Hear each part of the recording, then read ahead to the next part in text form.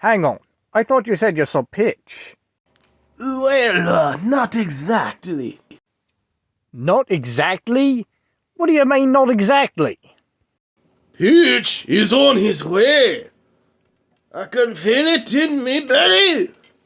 You're telling me you brought me here 3 days before Easter because of your belly? Mate, if I did this to you 3 days before Christmas... Bunny, please.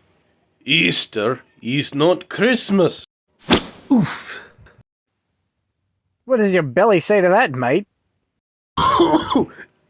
He's coming sooner than thought. Welcome back to Brick2 Buddies. Today I will show you how to build Santa Claus from Rise of the Guardians. You're going to need the hairpiece of Doc Brown. Get him the head of Cole as well as Cole's sword pouch.